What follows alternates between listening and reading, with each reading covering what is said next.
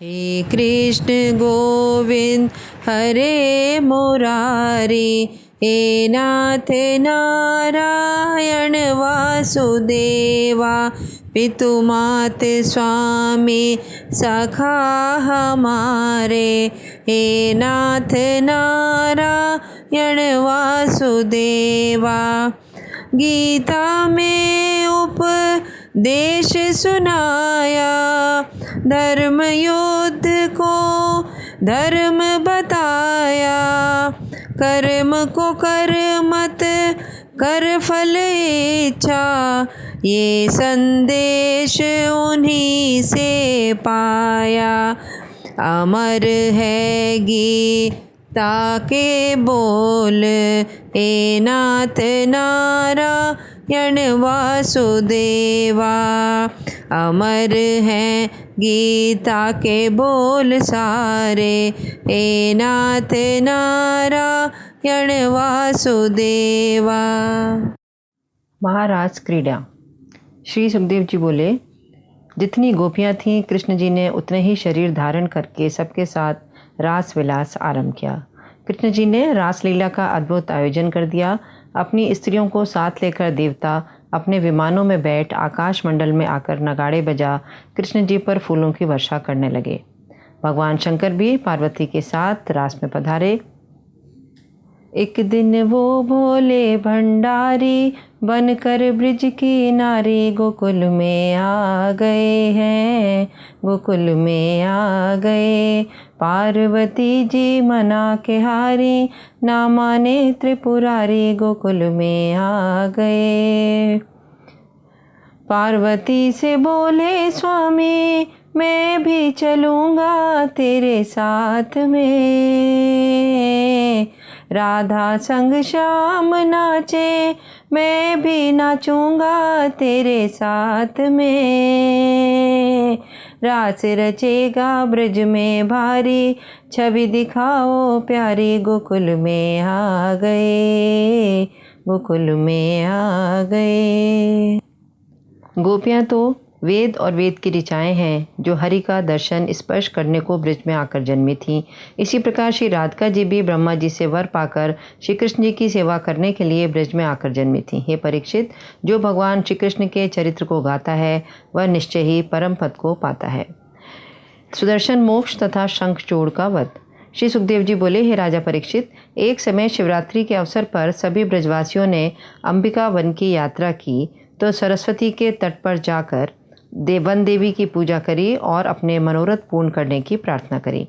जब थोड़ी रात हुई तो उस वन में रहने वाले एक भयानक अजगर ने नंद जी को पकड़कर निगल लेना चाहा। नंद जी कृष्ण कृष्ण पुकारने लगे। श्री कृष्ण जी ने आकर उस पर अपने चरणों का एक प्रहार किया तो वह अपनी उस देह को त्याग कर एक सुंदर विद्याधर हो गया। उसने कहा, मैं सुदर्शन नाम का एक विख्यात गंधर्व था। मुझे अपनी सुंदरता पे बड़ा घमंड था। एक बार मैंने अंगिरा ऋषि की कुरूपता पर हंस दिया था, जिससे ऋषि ने मुझे शाप दे दिया कि तू अजगर हो जा। हे अच्युत, आपका दर्शन पाकर मैं सभी पापों से मुक्त हो गया। एक दिन हलधर गोविंद फिर गोपियों सहित वन में विहार करने गए। उसी समय कुबेर का शंखचूड़ नामक दूत, जो बड़ा ही बलवान था, कुछ गोपियों को एकांत में पाकर उनको अपने वश में कर दूसरी ओर का मार्ग लिया। तब गोपियों ने उनकी दुर्भावना को समझा तो वे भयभीत होकर पुकारने लगीं। इनके वचनों को सुन के कृष्ण बलराम दोनों भाई दौड़ पड़े और कहा, डरो मत, हम आ गए हैं। कृष्ण जी ने दौड़कर उसके सिर के लंबे लंबे केशों को पकड़कर उसको मार डाला और उससे मणि ले ली। फिर उस मणि को उन्होंने बलराम जी को दे दिया। वृषभासुर का वध। श्री सुखदेव जी बोले, हे महाराज, एक दिन श्री कृष्ण बलराम संध्या समय गौ चराकर जब वन में लौट रहे थे, उसी समय एक बड़ा बलवान असुर उनकी गायों के बीच में आकर मिल गया और सारी गायें इधर उधर फैल गईं।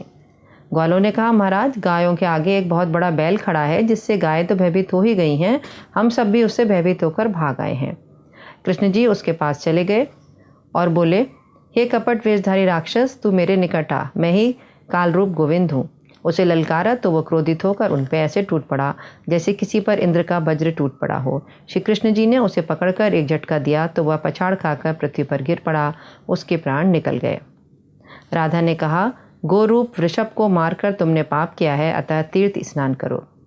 श्री कृष्ण ने कहा, मैं सभी तीर्थों को ब्रज में ही बुला लेता हूँ। ऐसा कहकर उन्होंने गोवर्धन के निकट आकर एक बड़ा कुंड खुदवाया जिसमें सशरीर सभी तीर्थों ने आकर वास किया, अर्थात अपना जल डाल दिया। कृष्ण जी ने उसमें स्नान कर बाहर निकले, बहुत सी गायें दान करी, बहुत से ब्राह्मणों को भोजन कराया, तब उस कुंड का नाम राधा कुंड पड़ा। एक दिन नारद जी कंस के पास आए और बोले, हे राजा, मैं जैसा कहता हूँ वैसा करो। कंस समझ गया। नारद जी अपने लोक को चले गए। कंस ने वसुदेव देवकी को हथकड़ी बेड़ी पहनाकर एक कोठरी में बंद करा दिया। पंडितों द्वारा कार्तिक बदी 14 को यज्ञ आरंभ करने का पूर्ण निर्णय हो चुका था। तब ऐसा कौन विश्वसनीय है जिसके बुलाने से कृष्ण बलराम यज्ञ में अवश्य ही आएंगे। इसके लिए कंस ने अक्रूर को बुलाया और उनकी बड़ी प्रशंसा कर इस कार्य का भार उनको सौंपा।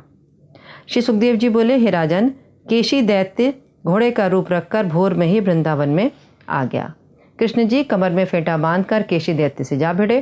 केशी मुंह फैलाकर उन पर टूट पड़ा तो उन्होंने अपना हाथ लोहे के गट्ठे के समान बनाकर उसके मुंह में डाल दिया। उसे ऐसा बढ़ाया कि केशी मरने लगा। फिर तो जैसे मछली वंशी को निगलकर प्राण देती है, ऐसे ही केशी ने भी अपना प्राण विसर्जन कर दिया। श्री सुखदेव जी ने कहा, हे पृथ्वीनाथ, इधर जब केशी का मरना कंस ने सुना तो उसने व्योमासुर को बुलाकर कृष्ण को मारने का भार उसे सौंपा।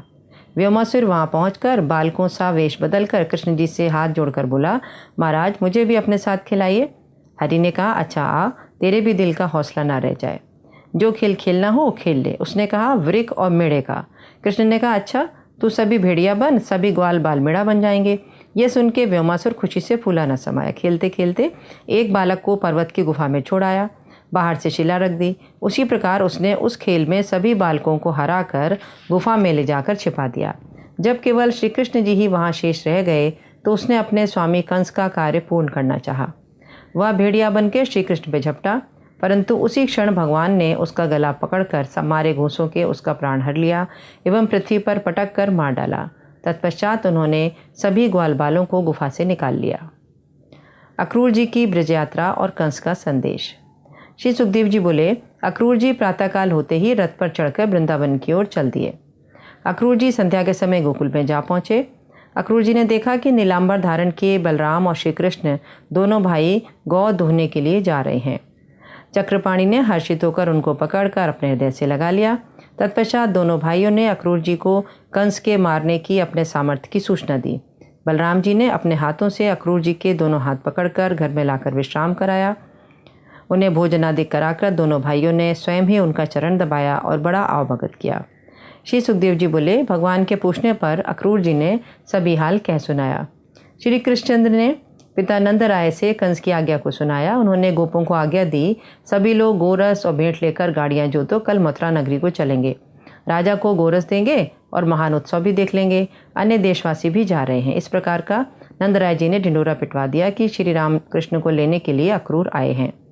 कृष्ण तो रथ में बैठ गए, ग्वाल भी इनके पीछे रथों में बैठकर जल्दी मचा रहे थे। इनके जाने की खबर सुनकर गोपियों को बड़ा ही दुख हुआ।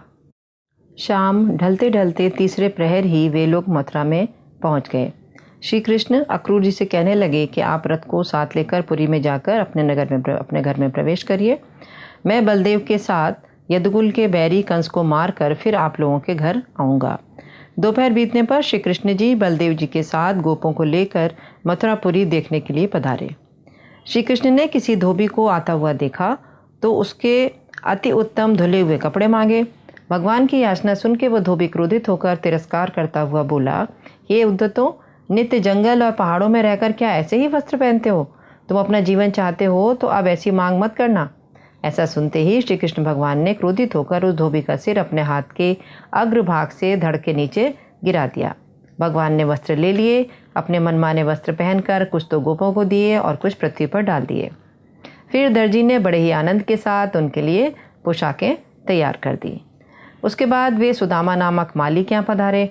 भगवान को सुगंध वाले फूलों की माला बनाकर उनको अर्पण करी गई। श्री कृष्ण भगवान उसे वंश को बढ़ाने वाली लक्ष्मी, बल, आयु, यश और कांति देकर बलदेव जी के साथ वहाँ से चल दिए। कुब्जा पर कृपा तथा धनुर्भंग। श्री सुखदेव जी बोले, फिर राजमार्ग से जाते हुए भगवान ने हाथ में चंदन का प्याला लिए जाती हुई तरुणी सुंदर मुखी कुब्जा को देखकर पूछा, हे सुंदरी, तुम ये किसके लिए लेके जा रही हो? हमें सच सच बताओ, यदि तुम ये चंदन हमें दे लगा दोगी तो तेरा इसी समय कल्याण हो जाएगा। कुब्जा बोली, मैं त्रिवक्रा नाम की कंस की दासी हूँ और लेपन बनाने में कंस के यहाँ मान्य हूँ। मेरे हाथ का घिसा हुआ चंदन कंस को अधिक प्रिय लगता है, परंतु उस चंदन को लगाने के लिए आपके सिवा अन्य कौन योग्य है। रूप, कोमलता, मधुरता, हास्य, भाषण और चितवन से मोहित होकर कुब्जा ने उन दोनों भाइयों को गहरा चंदन भेंट किया। उनके वर्ण से पृथक पीत चंदन आदि भगवान की नाभि के ऊपर उनके सभी शरीर में लेपन किया, जिससे उनकी विशेष शोभा बढ़ गई। फिर अपने दर्शन का फल दिखाते हुए भगवान ने प्रसन्न होकर 3 स्थान से उस टेढ़ी कुब्जा को सीधी करने का विचार किया। भगवान ने अपने चरणों से उसके पाँव के अग्रभाग को दबाकर 2 उंगलियां उठाकर हाथ से उसकी ठोड़ी पकड़कर जैसे ही उसकी देह को ऊंचा किया, वैसे ही बड़े कटिभाग और स्तनों वाली कुब्जा भगवान के चरण स्पर्श से सीधे और समान अंग युक्त उत्तम स्त्री बन गई।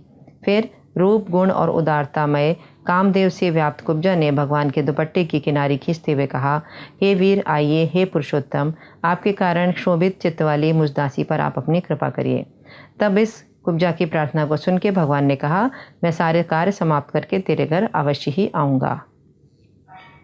तुम मथुरा रहो या वृंदावन, जी चाहे कहीं भी रहो तुम, पर कुब्जा के घर जाके मोहन, मेरे जी को जलाया करो ना। श्याम सुंदर सबेरे सबेरे, तुम मुरली बजाया करो ना।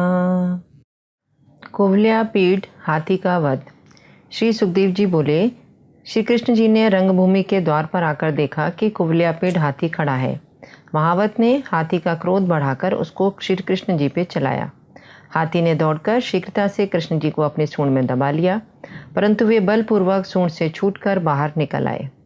भगवान ने उसके सामने आकर हाथ से प्रहार किया। वह फिर से क्रुद्ध होकर श्री कृष्ण जी पे झपटा। उसे फिर अपनी ओर आते देखकर भगवान ने अपने हाथ से उसकी सूंड पकड़कर पृथ्वी पर पटक दिया। वह धराशायी हो गया।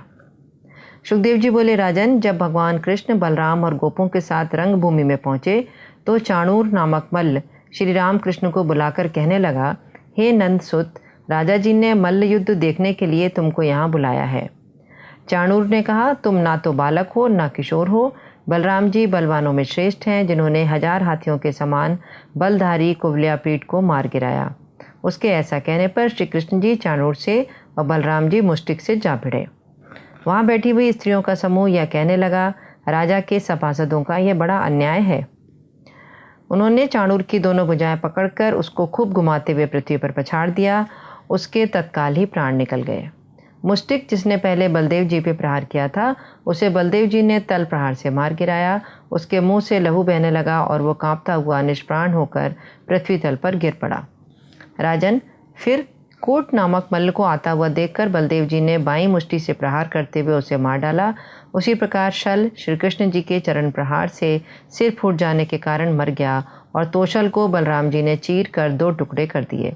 फिर तो बचे हुए मल्ल अपने प्राण बचाकर भाग निकले। हे राजन, उस समय कंस को भगवान ने देखते देखते ही पृथ्वी पर इस प्रकार घसीटा जैसे मरे हुए हाथी को सिंह घसीटता है। वह कंस खाते पीते, चलते फिरते, सोते और सांस लेते हुए 8 प्रहर सुदर्शन चक्र धारण किए हुए उन परमेश्वर ही को आंखों के आगे देखा करता था। इसीलिए उस दुर्लभ भगवत रूप को प्राप्त हुआ। भगवान ने माता पिता को धैर्य देकर अपने नाना उग्रसेन को यदुवंशियों का राजा बनाया। भगवान श्री कृष्ण ने ब्रजवासियों सहित नंदराय जी को धैर्य देकर वस्त्र, आभूषण, कांसा, पीतल आदि के बर्तन भेंट करके आदरपूर्वक उनका सत्कार किया।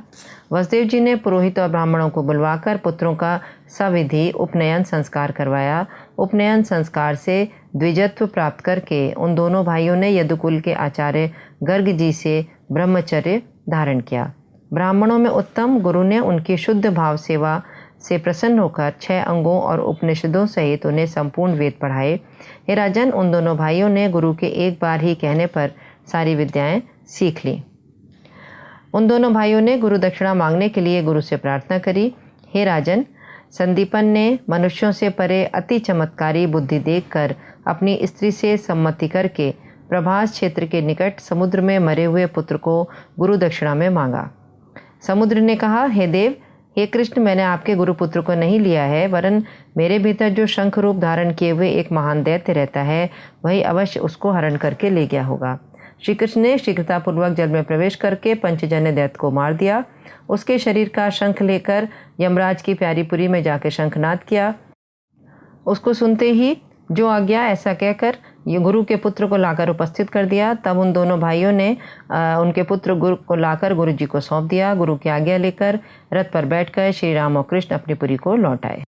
श्री भागवत भगवान की है आरती, पापियों को पाप से है तारती, पापियों को पाप से है तारती। ये मधुर बोल जग फंद खोल, सतमार्ग दिखाने वाला, बिगड़ी को बनाने वाला। श्री राम यही घनश्याम यही, प्रभु की महिमा की आरती, पापियों को पाप से है तारती। श्री भागवत भगवान की है आरती, पापियों को पाप से है तारती, पापियों को पाप से है तारती।